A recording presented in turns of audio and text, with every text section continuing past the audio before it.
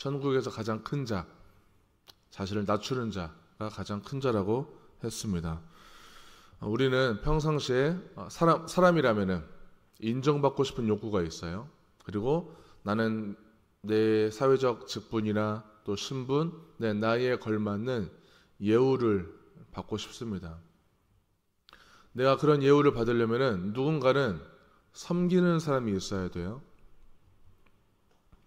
나는 하나님의 나라는 내가 통치를 하는 게 중요한 것이 아니라 내가 섬기는 자가 큰 자라고 했습니다.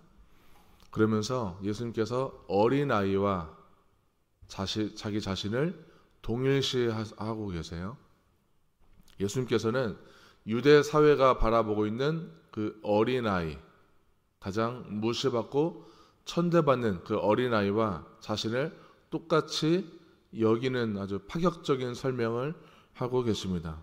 그러면서 오늘은 이 작은 자에 대한 경고와 또 질서를 가르쳐주고 계십니다. 누구보다 예수님께서는 이 어린아이가 천대받는 것처럼, 무시받는 것처럼 예수님의 생애도, 그리고 예수님의 마지막도 무시받고 천대받으셨습니다. 6절에 보면은, 6절에 맨 처음에 누구든지 나를 믿는 이 작은 자 중 하나를, 이렇게 나와 있는데요. 이 작은 자, 여기서 말하는 작은 자는 참된 그리스도인을 뜻합니다. 꼭 어떤 약자들만이 아니라 참되게 예수를 믿는 자들, 그런 참된 그리스도인을 얘기하고 있습니다. 약한 사람들은 이 선하게 살아가는 사람들을 좀 가볍게 보는 경향이 있어요. 무시하죠. 함부로 대하기도 해요. 우리가 신앙생활을 할 때 욕먹는 일이 많다고 제가 말씀을 드렸었는데, 선하게 주님의 일을 감당하고 겸손하게 살아가는 사람들, 신앙생활을 할 때 정말 큰 자처럼, 천국에서 큰 자처럼 낮아지고 섬기는 자들, 이런 사람들은 교회에서 좀 욕을 먹어요. 잘하고 있다는 증거라고 했습니다. 대신 욕만 먹고 끝나는 것이 아니라 그 나를 욕하는 사람들, 나를 함부로 대하고 괴롭히는 사람들에 대한 대가가 있다는 것입니다. 믿음의 사람들을 실족하게 하면은 자기 목에 연자맷돌을 메고 깊은 바다에 빠지는 것이 낫다고 얘기를 하고 계세요. 아주 과격한 표현이에요. 연약한 자를 넘어지게 하고 시험 들게 하는 것은 끔찍한 형벌을 당할 만큼의 아주 그 죄가 중대하다는 것입니다. 하나님께서는 이 그리스도를 따르고 작고 연약하고 이름 없이 빛도 없이 살아가는 이들을 전부 기억하시고 귀하게 여기십니다. 그래서 이 교회 공동체는 주류, 비주류 이렇게 나눌 수가 없는 거예요. 교회는 그런 어떤 계급으로 나눠지거나 어떤 신분이 구분되어 있지 않습니다. 다 똑같이 평등하게 살아갈 수가 있는 곳이 교회입니다. 교회는 하나의 가치를 가지고 하나의 가치를 위해서 연합하고 함께 신앙 고백하는 공동체라고 볼 수 있어요. 그런데 주류가 자꾸만 주인 노릇을 하려고 하고 비주류들을 함부로 대하고 내치게 되면은 하나님의 심판은 누구에게 향해 있다? 힘 있는 자들에게, 주류들에게 향할 수가 있는 것입니다. 그것이 약자를 대하는, 그리고 예수를 참되게 믿는 사람들에게 향하는 하나님의 방식입니다. 그래서 우리가 해야 할 일은 교회뿐만이 아니라 어디에 가서든 내 힘을 내세우기보다는 더욱 자기를 낮추는 그런 교우들이 우리 교회 가운데 많아지기를 소망합니다. 자, 우리 8절과 9절을 같이 보도록 하겠습니다. 시작. 만일 내 손이나 내 발이 너를 범죄하게 하거든 찍어내버리라. 장애인이나 다리 저는 자로 영생에 들어가는 것이 두 손과 두 발을 가지고 영원한 불에 던져지는 것보다 나으니라. 만일 내 눈이 너를 범죄하게 하거든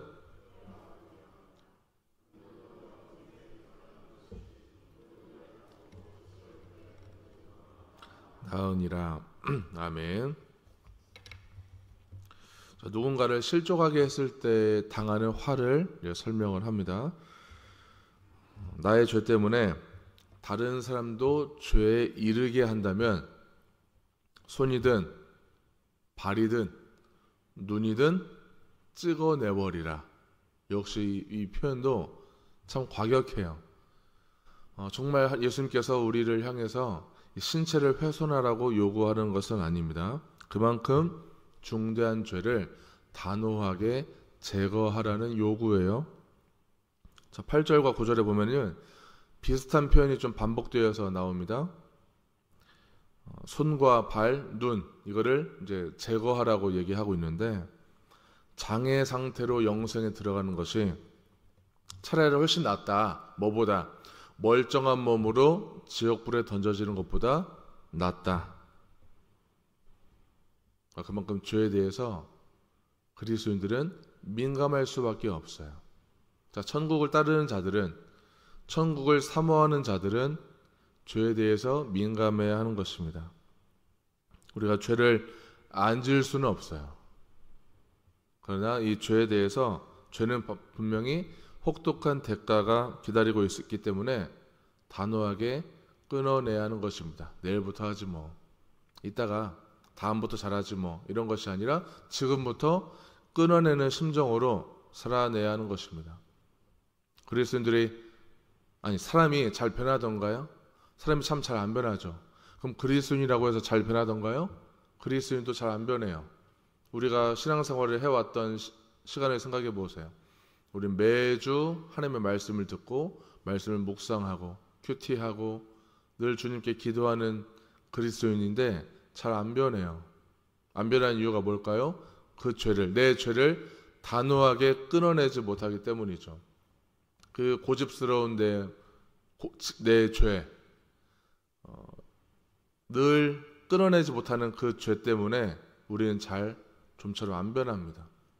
단호하게 끊어내는 그 결단과 그 결심이 우리에게 있어야 되는 것이죠.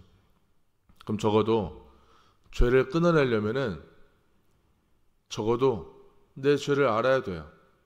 지금 내 죄가 뭔지, 내가 뭘 끊어내지 못하는지를 알아야 하는 것이죠. 죄는 특징이 있습니다. 죄는 한번 딱 반짝 생기고 그냥 끝나는 것이 아니라 죄를 한번 지으면은 꼭 뿌리를 내려요.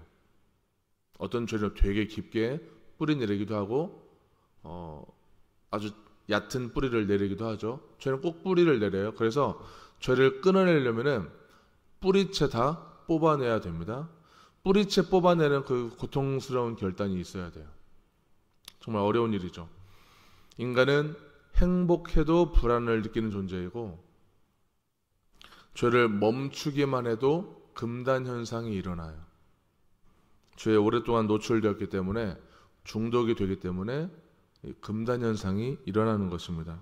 그래서 우리가 겉으로는 멀쩡해 보여도 우리는 즉시 다시 그 죄의 상태로 돌아가려고 하는 습성이 우리 몸에 배어 있어요. 잘 안 끊어지죠. 그래서 우리의 언어가 잘 안 바뀌고 우리의 어떤 습관이 안 바뀌는 것도 비슷한 이유예요. 그래서 이 죄와의 싸움은 나 자신과의 고독한 싸움입니다. 누가 별로 알아주지도 않고 별로 티도 나지 않아요. 내 스스로와 싸우는 거죠. 천국에서 큰 자는, 오늘 말씀에 의하면은 낮추는 자가 큰 자이면서도 오늘 말씀은 내 죄를 성찰하는 자가 큰 자입니다. 죄에 무감각하지 않고 늘 예민하게 바라보고 끊임없이 본성과 싸우는 자가 천국에서는 큰 자입니다. 나를 돌아보지 않으면은 무심결에 타인을 아프게 하거나 타인을 죄의 구렁텅이에 빠뜨리게 하는 일이 내가 그런 일에 쓰임받을 수 있다는 것을 우리가 꼭 기억해야 합니다. 내 몸에 제거되지 않은 죄가 있다면은 그런 죄들이 묻어 있다면 반드시 누군가를 아프게 하거나 아니면 내 자신을 아프게 할 수 있는 것입니다. 자, 오늘도 우리는 하나님의 자비와 은혜 없이는 살아갈 수가 없는 존재예요. 아무 생각 없이 죄를 짓고 하나님을 아프게 하고 많은 이웃들을 우리는 나 때문에 아프게 합니다. 그래서 우리는 이 죄 때문에 죽을 수밖에 없는 존재이지만 하나님은 우리의 죄를 다 아심에도 불구하고 우리를 다 한없이 받아주시고 품어주시는 그 사랑 가운데 우리는 늘 살아가고 있습니다. 그 쓴뿌리를 뽑아내는 성령의 역사가 오늘 새벽에 기도 가운데 또 말씀을 묵상하는 가운데 하루를 살아가는 삶 가운데 아주 강력하게 임하기를 소망합니다.